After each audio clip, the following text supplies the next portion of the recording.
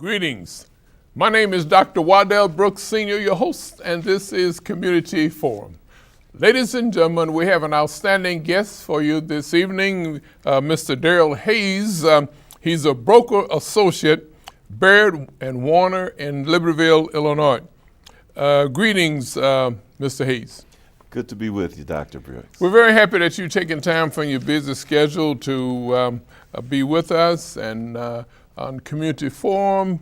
I'm sure my ratings will go sky high once we finish with this program. But you know, Lake County is approximately 850,000 people. Yes. And I encourage our listeners to be sure to tune in drbrooks.tv, and they could watch all of the programs, you know. Yeah, always enlightening. On Community Forum. Mm-hmm. And the programs are educational and so forth. And so we look all over Lake County and to get the best people to be on the program. And you are person that Lake County should know. Thank you. All right. I appreciate that. Now, I'm going to be listening along with my audience because it's going to be a learning experience for me also, especially when we're talking about real estate. Yes. But tell our listening audience a little bit about your personal and professional background. Well, Dr. Brooks, I've been a realtor pretty much all of my adult life. As a matter of fact, about 32 years now. I had to literally wait 2 months to be 21 to sit for the licensing exam. Okay. But it started before that because, my parents had a local business, the barber and beauty shop, and owned some units. So I was the kid that cut the grass and painted the apartments. So I guess you could say I've been in real estate since I was about 12. So, well, actually, with you, I can say if a person, if they don't plan to fail, then they fail to plan. If they fail to plan, then they plan to fail. Yes, sir. Okay. Yes, sir. Right. So you did a lot of planning then in real estate. Yes, in many ways, I planned to pay for my education through real estate. Okay. But I became a marketing major, and what more true to the field of my study could I be in than real estate? It's a living, breathing, ever-changing market.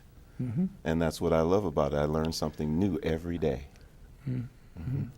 What about qualifications and training that you need, I'll say to be a success in real estate? Well, real estate is a very unique business. It's a very entrepreneurial business. There's very little barriers to entry to it. And so if you know people, you love people, and you have a good sphere of interest, you can do well. Because the true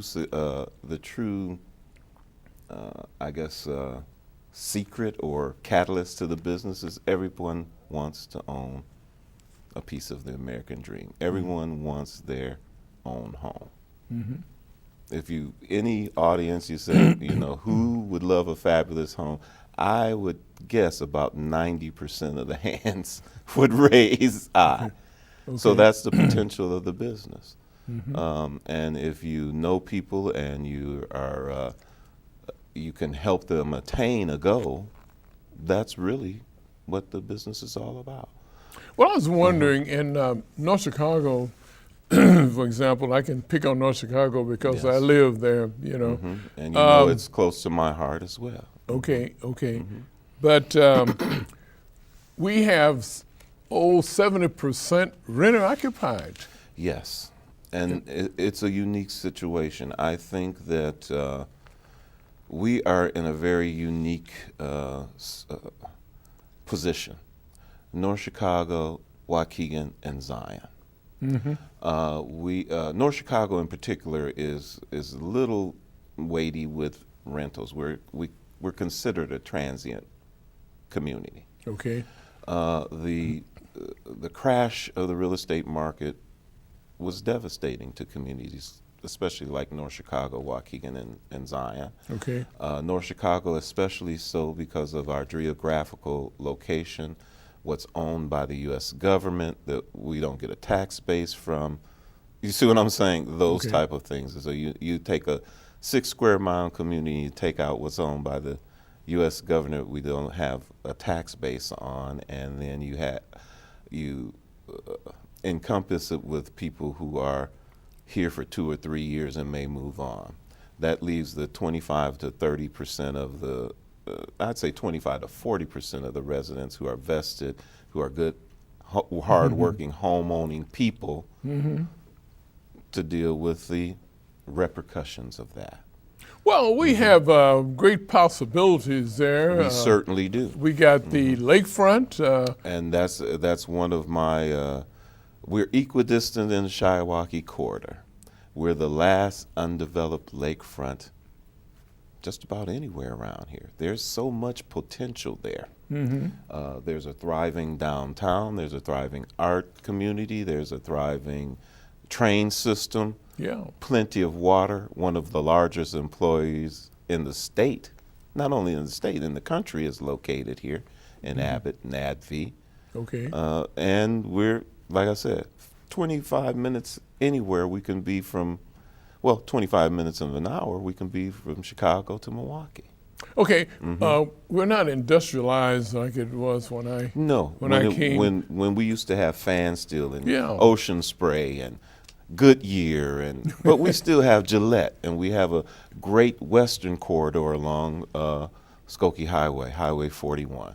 We have all the water anyone could need, and we're equidistant in the Shiawaukee. So the real estate market is really open. Yes, there's a lot of potential here in Lake County, all over Lake County.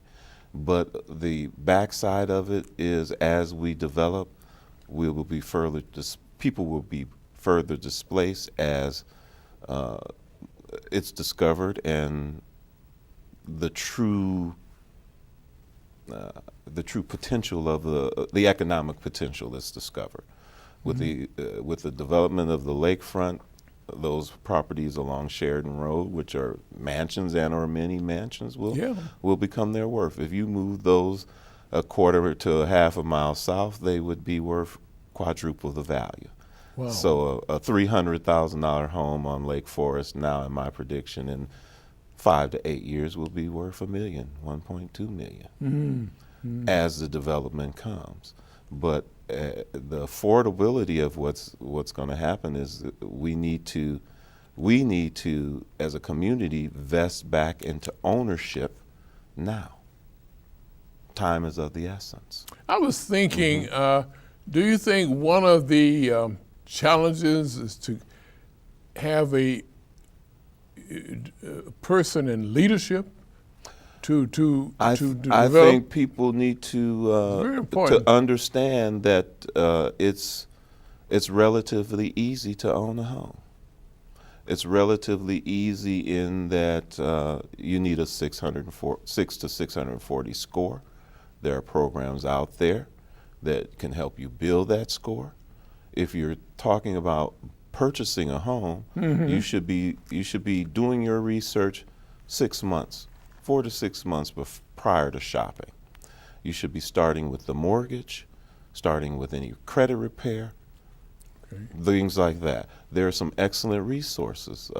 Lake County Housing Corporation has now formed with the development to become community action partners of affordable housing. CAPA, that's some real potential, from everything from new home buyer programs, down payment assistance, credit repair, home repair, accessibility repair for seniors and people who have accessibility needs. It's a coming together of one resource and development of more affordable housing.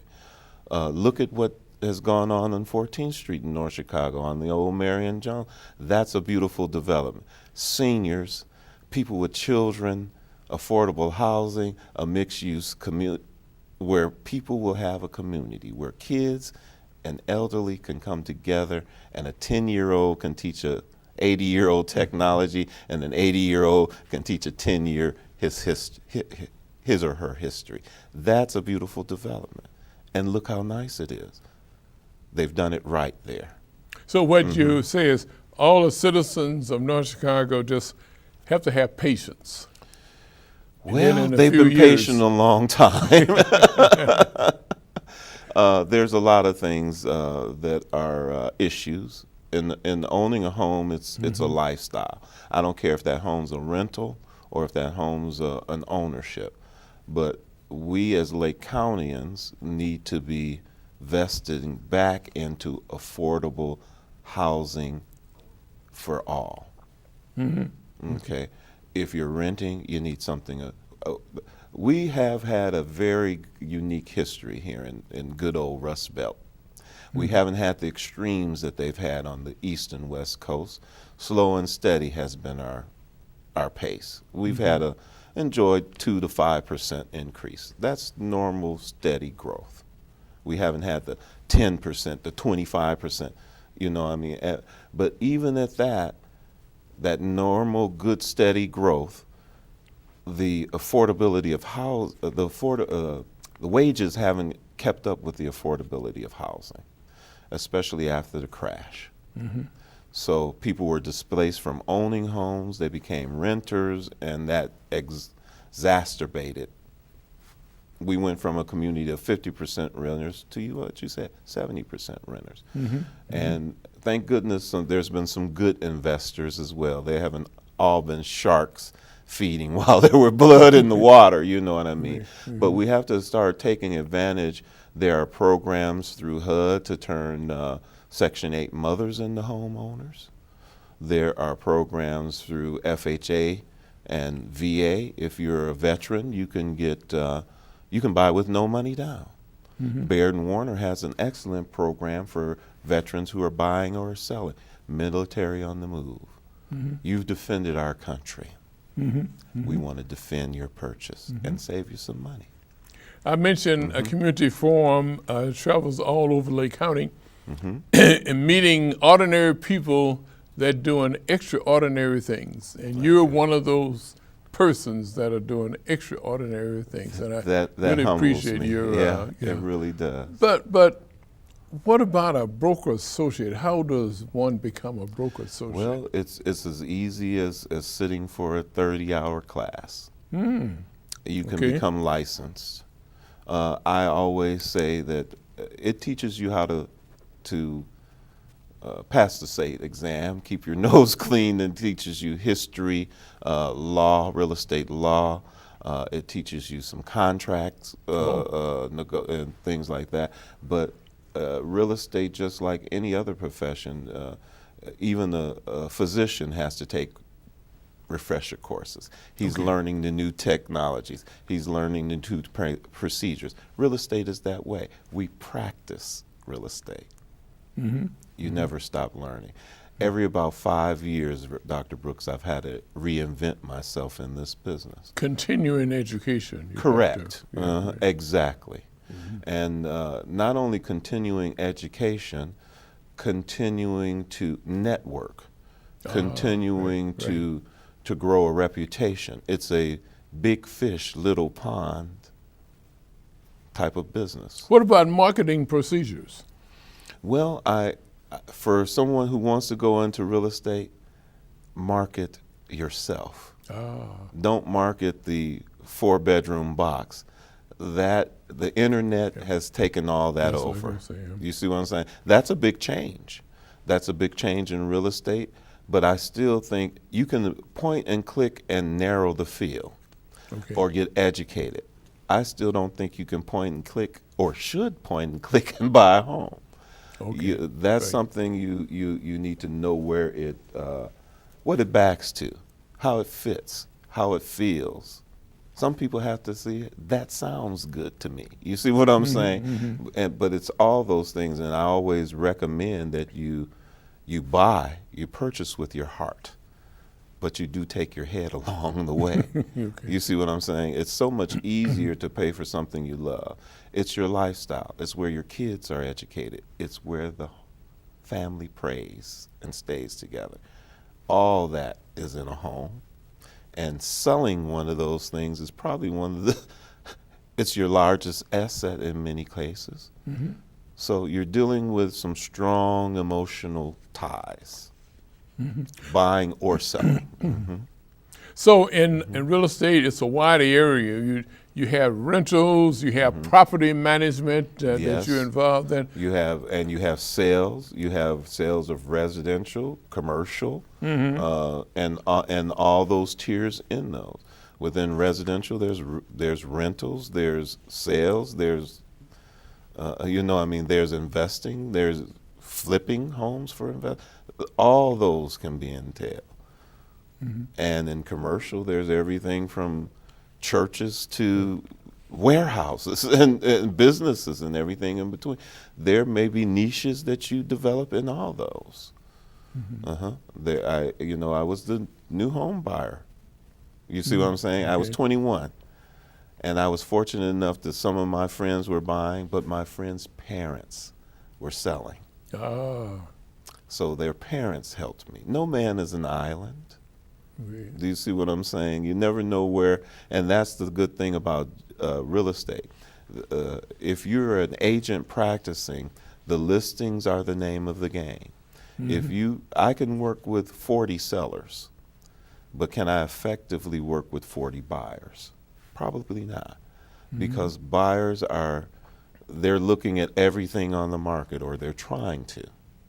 And so in that experience, I think you can see about 5 properties before they bleed together, the average person. Do you see what I'm saying? And that takes time to get through the field and so forth. That's where the internet has become very helpful.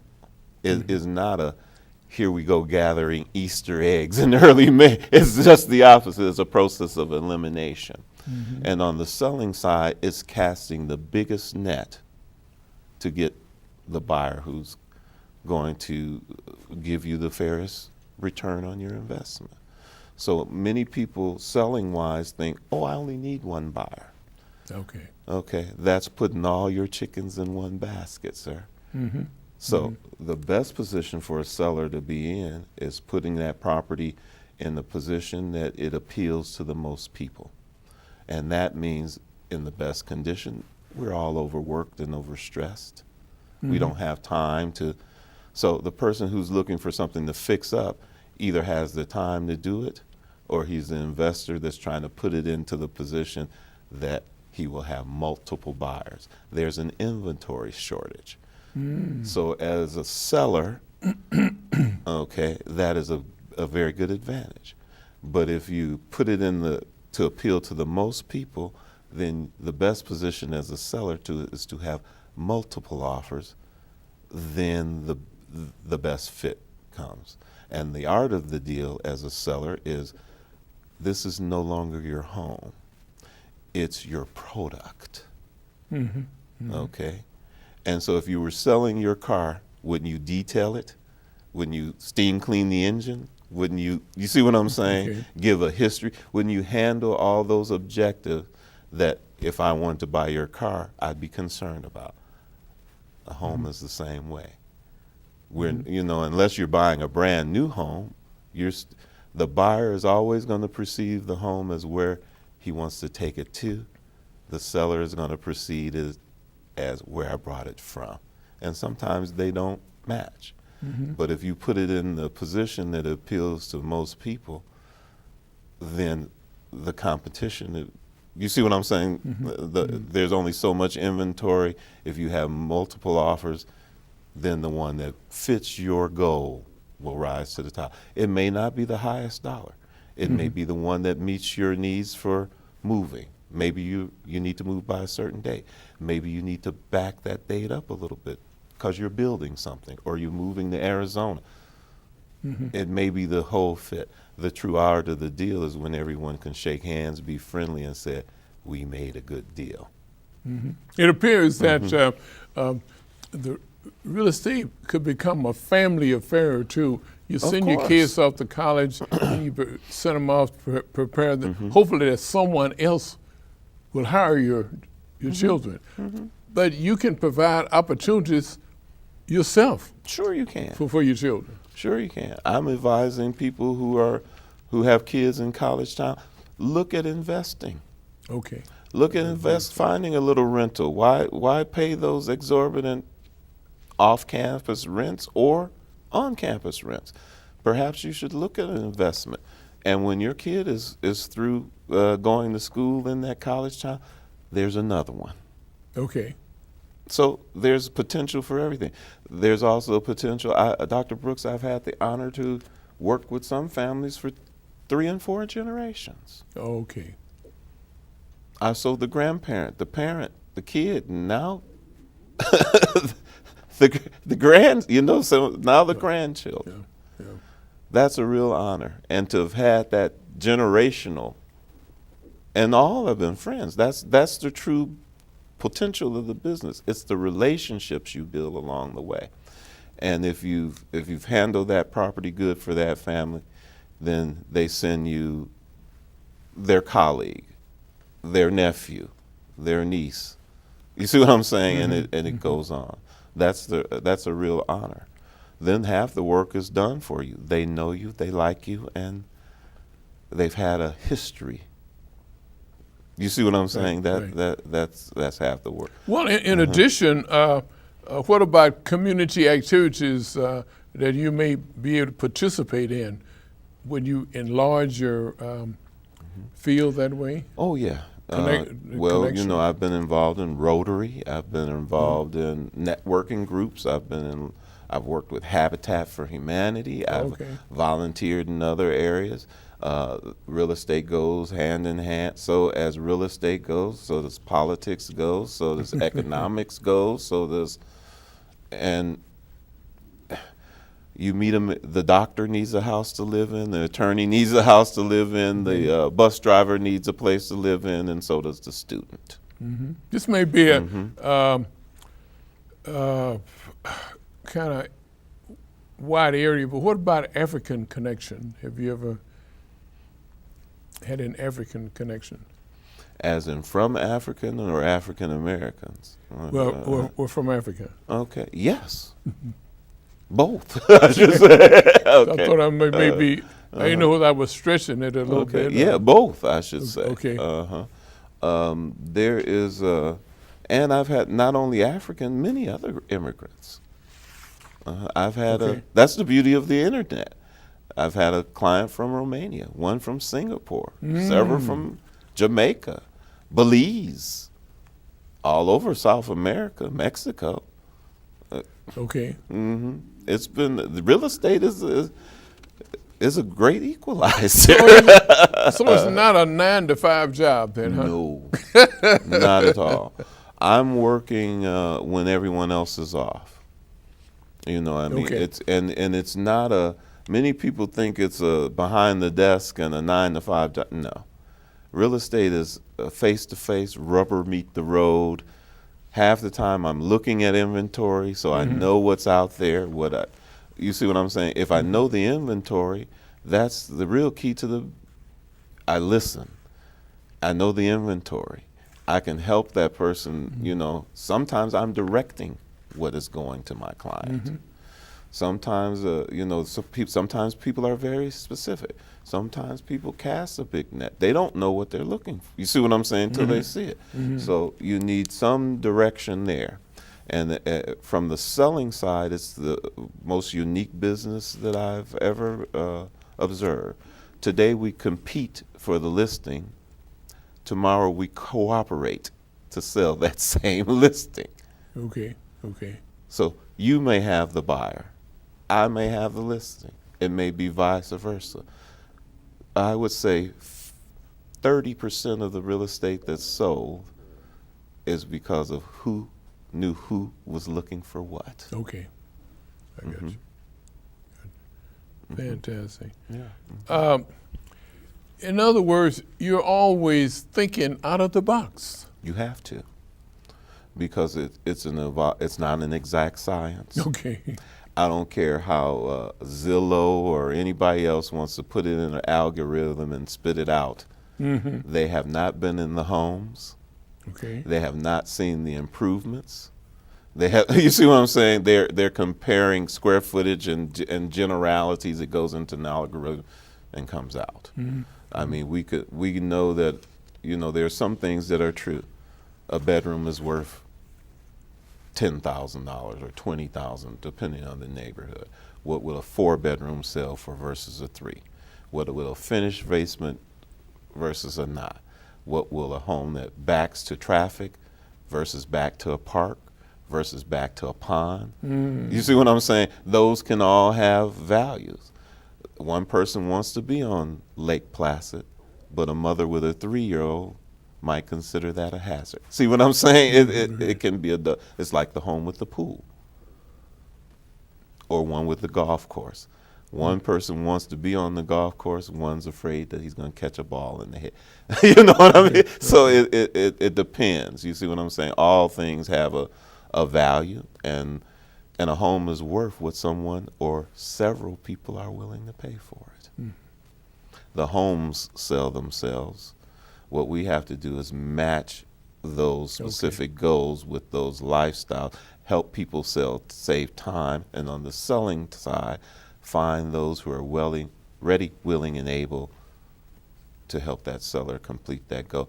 Both people have the same goal. The deal. You want to sell, I want to buy. Sometimes those meet, sometimes they don't. So you have to be a great counselor. You have to be a great counselor, a great negotiator, a great listener. You are the producer. Your client is the director. And hopefully you're making this beautiful video, this beautiful production that gets that person that goal, that solves that problem. Real estate is a problem-solving business. Just like banking or investing or all those, or even law. You're helping a person complete a goal, whether it's to get out of trouble or to do the right thing or to fight a fight. You still have a client that has a goal, and yours is to represent that goal to the best of the ability that you can. So when you come to the table to close the deal, you want to make sure that all parties are happy. It doesn't always happen, but you want to make sure that it is done, how can I say it, decently and in order. Okay, hopefully that's your goal. Sometimes you fall short. Communication is not an exact science, but you have to keep the lines open so that you could say precisely to me what you're looking for. That doesn't mean I comprehend it until you say, this is it. Do you see what I'm saying? I never have to ask a person if this is it. Their excitement, their demeanor changes. They start you see what I'm saying? I don't have to say, is this the one? I might say, what did you like about this one versus that? That helps me fine tune what their lifestyle is, what appeals to them. Once the house speaks to them, if it made them a little nervous, if they started placing something, if they got the bubblies, that's the one. And as a seller, you want to make sure that you can put that home in the position that it gives the most people the bubblies. Well, what are some of the challenging experiences that you've had in your career in real estate? There has been, the challenges have been many ways I've felt I've been one of the best kept secrets in real estate. I think that not everyone has perceived me as a resource. There are so few places that have such a rich and diverse history. Abolitionism. We talked a little bit about this before, about Dr. Dorsey at CLC. James Dorsey. Right, James Dorsey. The Uptons. The Mother Rudd's Tavern was on the Underground Railroad. Gurney, some of the first non-Native American settlers were people of color. Okay. Jean-Baptiste de Sable. The City of Chicago, yeah, right? City of Chicago. First. The first non-white, a non-Native American settler in Gurnee. His name was Bennett Amos. Yes. They have his name backwards. They call him Amos Bennett. Yeah, right. But I believe because there's an Amos link in our family, the man's name is backwards. He went into Toronto after Reconstruction. He voted. He and the Rudds were quite good friends. So Frederick Douglass, Carnegie, that Carnegie Library that sits down there, that should be redeveloped right on that lakefront. The potential of Waukegan, I have said many times and time again, we need a Navy pier at Belvedere. Okay. We need some kind of attraction. We are moving from an industrial city to an entertainment-based city. Okay. And that's and it doesn't have to be casinos, but it needs to be a draw, because you and I can both recall when there was the Madison Avenue was down there, Maythons, and it's one of the most beautiful deep harbors around. You can sail out of Waukegan Harbor through the St. Lawrence Seaway to the world. We spoke about leadership, and I've talked with the mayor of Waukegan, Sam Cunningham, and he addresses the same issues that you are about entertainment on the lakefront. Yeah, it's a beautiful lakefront. It's a deep harbor, and we have room and potential to expand it. The Illinois State Beach Parks. Oh yes, that's a lot of extraordinary potential. And eventually it's going to be discovered. There's only so much land to the north. It's developed. There's only so much. We know Chicago's developed. You got to take a building down to build a new one. Okay? So there's so much potential. And eventually the developers will see that Waukegan is a community of working class people. Okay. We have an excellent TIF district. We have a railway system. That's a good combination. But we don't have the funds to entice developers to come here. It's a bargain already. Okay. Wake up and smell the harbor. That's what I say. So there's some challenging things happening and it's a big available wheel. North Chicago, Waukegan, Zion. Yeah, it's a big wheel, but if great opportunity. Yeah, but if you recall when Jones Lang LaSalle did the master plan for the city of North Chicago and the master plan for city of Waukegan, those are still viable. Okay. Look at the potential. Look how many movies we've had along the Amstuds. Oh my goodness, yeah. There is some real potential. Look at the potential. Look at downtown Kenosha, what used to be the engine plant. That's all thriving. With a beautiful little trolley, you can still ride the North Shore Path all the way up to where they have Summerfest at, and you can ride it south through the chain of the forest preserves to Buckingham Fountain. Okay. And that's some potential, and that beautiful lakefront. My goodness. You mentioned some challenging things. In North Chicago, we've had about 5 different chain grocery stores, a movie theater. You mentioned movie theaters and Genesee Theater. There was the Times and Genesee, and right on. There's some things that mind boggle me about it all. Okay. Okay, look at the building that was the old Academy Theater. Yeah. That's done. Okay. Why isn't that full and thriving? Okay. Why isn't there a Chase and a you know what I mean, and the attorney's offices? And I mean, we have stuff like that. I don't know if it's a marketing, mishap, or if it's but there should be restaurants. There should be thriving businesses, and the potential is there. It's built. They should come. Okay. I got okay. There's some real potential with the train station, and even moving that if over to get more buildable land. High rises overlooking the lake. Where can you do that? Where can you have lakefront living? Well, At affordable prices. Let me throw that one in there too, at an affordable price.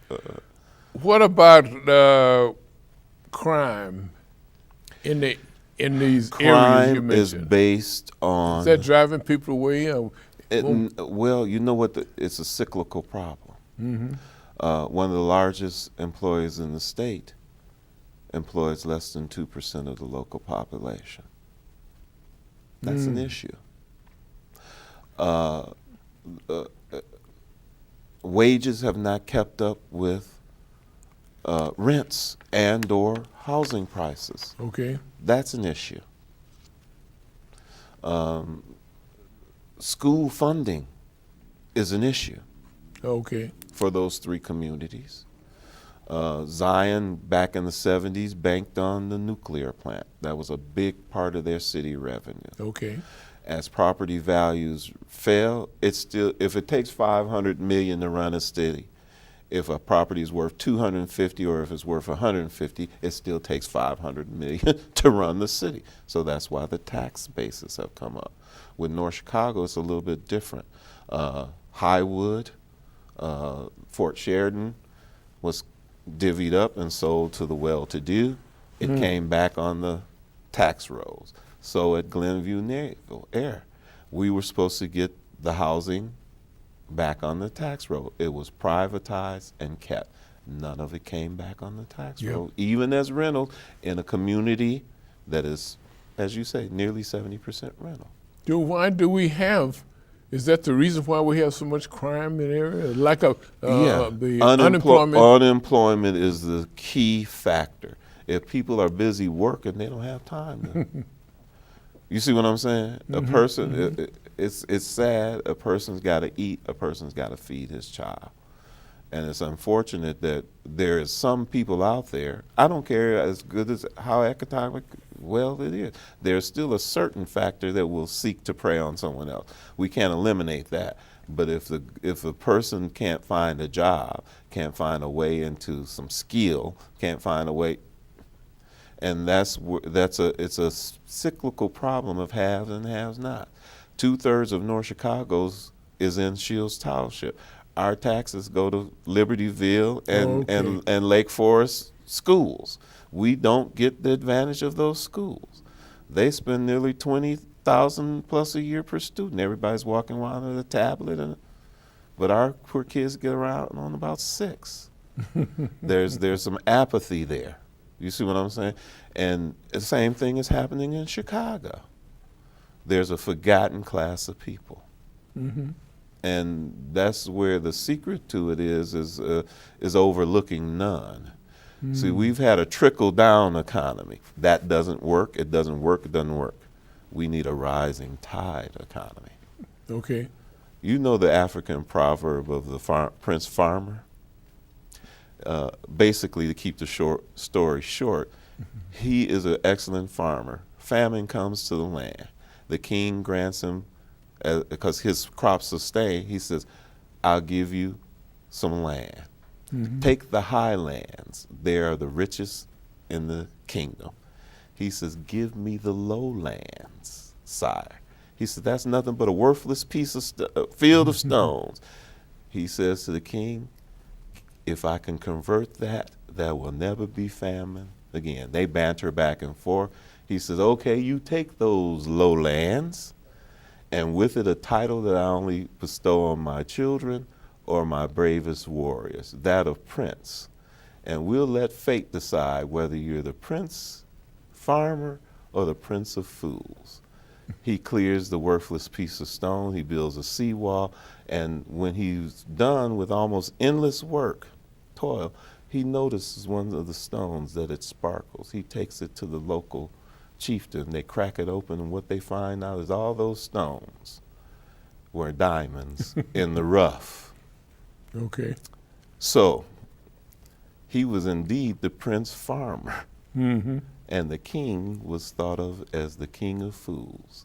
And indeed, there was never famine in the land again. He raised the tide of the lowlands. Okay.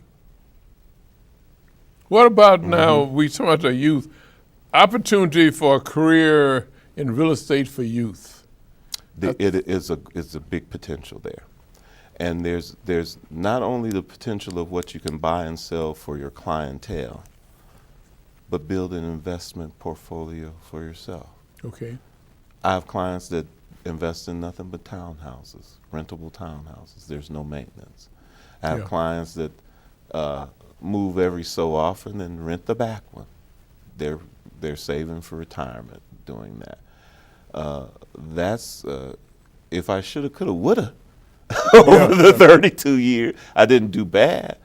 But if I had have bought a third more of what I should have, and sold conservatively along the way, there's a lot of potential there. Sometimes that's a young person could buy their first property, fix it up, move, sell, hold for investment, build a portfolio.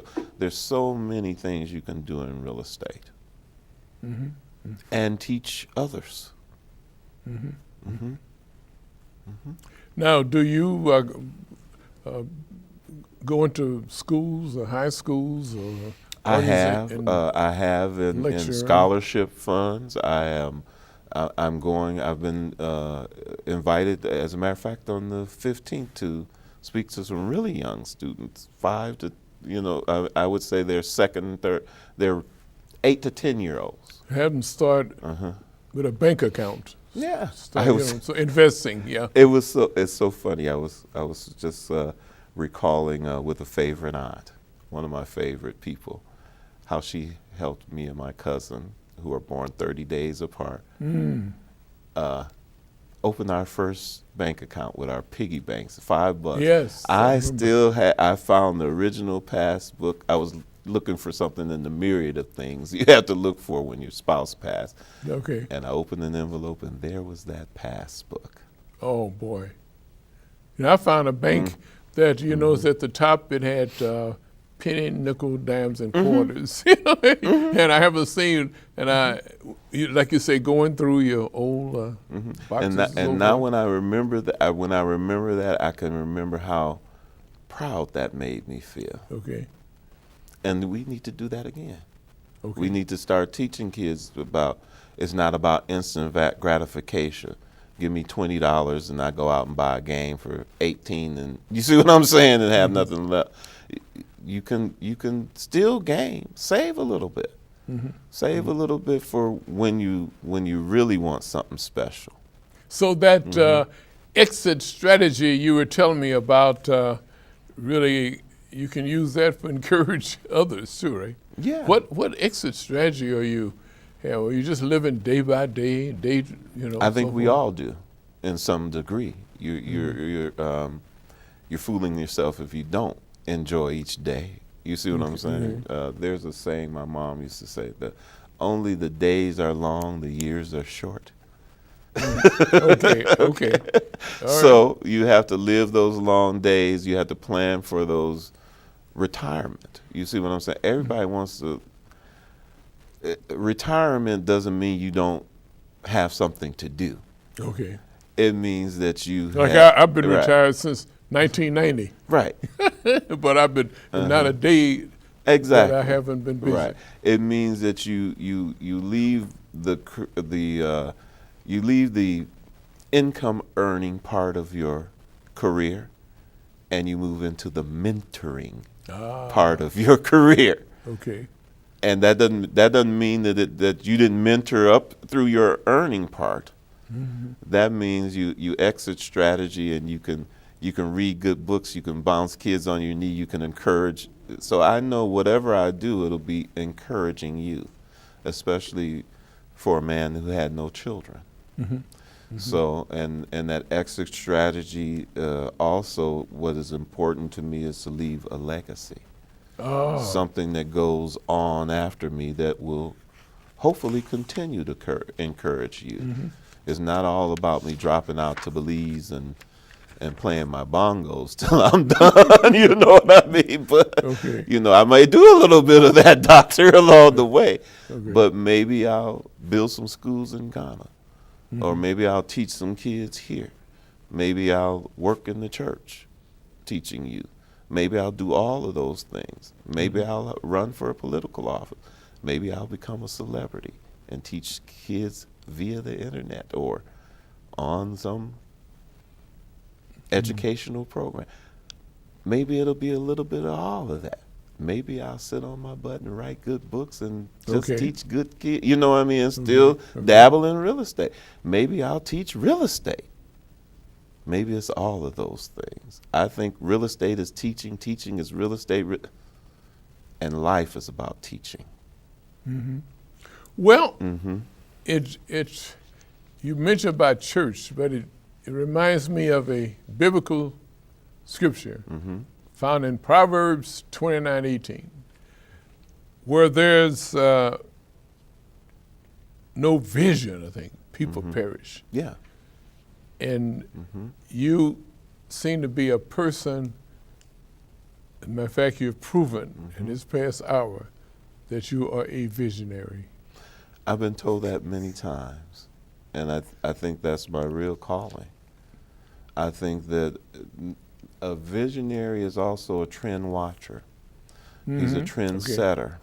He's a trend analyzer.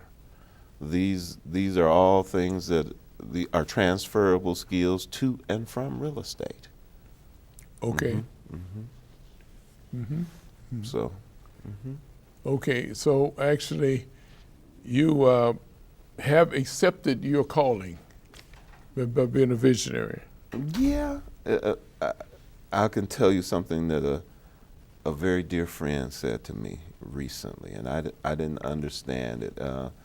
I've had a position in the family that, not only in my family, but I think in my everyday endeavors, that people have looked to me to be the one that's not disheveled. And I've had in losing some people very close to me, I've had this area of dishevelment in that I kind of told people the truth a little too harshly. And I didn't understand that truth can make you mad, glad, or sad. I can't determine the vantage point of that, but you still have to overlook with love. And I said to the individual, why do I always have to take the high road? Why am I held to the higher standard? He says, because that is the position that you've always assumed. You can't, it's expected of you. You can't shirk the responsibility. I said, but maybe I want to get off that road. He said, you can't. That's who you are. And it was a boink moment, one that I wanted to say, but what? But I couldn't.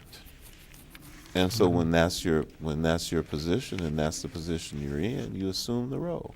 Christ did it, did he not? He assumed the role.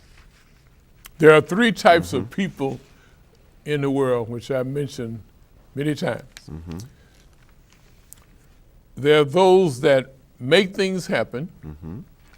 There are those that watch things happen. And then there's the third group is the one that wonder what happened.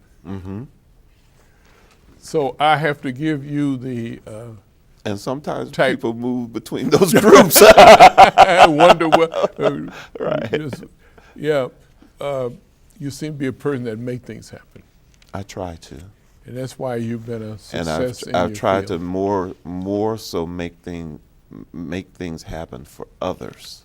Okay, that's the key. Yeah. Yeah.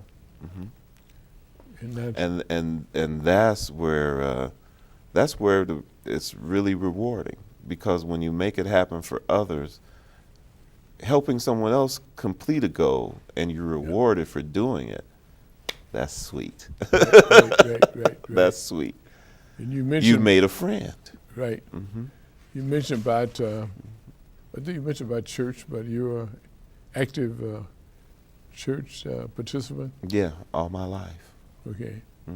Because you have realized it's not about us. Like today, it's not about us. It's about Jesus. Yeah, we're in danger of losing our commonality and our humanity. I find that unacceptable. And I'll just leave it there. My personal view is that is unacceptable. I don't care how me society, I don't care how governed by temper tantrum we are, it's unacceptable. Not only, and Colin Powell said it better than I can. He said, we've lost our sense of shame. Infamy and fame have become blurred lines. We have the most diverse county probably in the country, you know, and it's such an asset, right? I believe it is. I believe it is. I believe that because I look at my history and clients. I've had clients of all different race, denomination, background, ethnicity, and they all have one common thing, and family is important. Good work is important.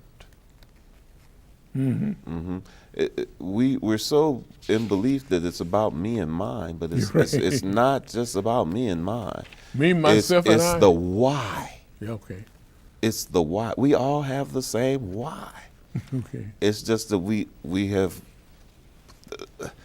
It's been tarnished by greed. The love that's bountiful in us gets tarnished by our greed. And greed is not, sometimes fear, you project your fear as the other person's motivation. Fear of being abused, don't abuse me, I got to abuse you for, you project your fear as the other person's motivation. Why not just listen to what the motivation is and believe it when the person says it? Why waste their breath? If you see, there are people that do deceive, but you should be able to be intelligent enough to discern when you're hearing monarchy from magic. We each have to, we can be deceived, but we should be intelligent enough to trust our gut, our instinct, our background, and our beliefs, and not just your fear is everybody's motivation. That's where we've gone wrong. If we listen to what really is instead of what's pulling for me and mine, let's overlook none. Well, can we do that, Doctor? I've never seen a Brinks truck behind a hearse yet. No. None of us can take it with us. If we do, it's going to be left there if it trails behind it. We leave it there for someone else to enjoy. Right. Because you're not going to enjoy it there, That's true. Okay. Well, you have some final thoughts for us. I have to thank you, and I've been asking all the questions. I think our audience has really benefited from. My final thoughts for anybody is some credos of my family business, my family's business. My mom had a sign. It said, "Never do business with someone you don't trust." Never do business with someone who doesn't trust you. Never do business with someone who acts like they don't give a darn. Because they don't. Okay. And never, always seek to do business with a referral from a friend. Their tagline was, if your hair isn't becoming to you, you should be coming to us. And I'll say that to the audience. If your current home isn't becoming to your lifestyle, you should be talking to a professional realtor. Thank you very much. Thank you so much. Mr. Darryl Hayes. I'd like to leave my audience with this, that I'm just a nobody trying to tell everybody about somebody who could save anybody. Yes. Ladies and gentlemen, We've had the great fortune to be talking with Darryl Hayes. He's a broker associate, Baird Warner, Libertyville, Illinois. He is a resident, and we're proud of him, that of the city, the great city of North Chicago. Yes, sir. And we've been talking about great people that live here and have done things, and may I have to include Dr. Daisy Brooks, my lovely wife, the gift from God. Yes, sir. It's another way the whole county is proud of what she's doing. Yes. You know, and she's And leaving. Been We're such talking about the legacy, yeah, and she's we been love such the a legacy. resource to the women and children of Lake County. Ladies and gentlemen, this has been Community Forum. My name is Dr. Waddell Brooks Sr., your host.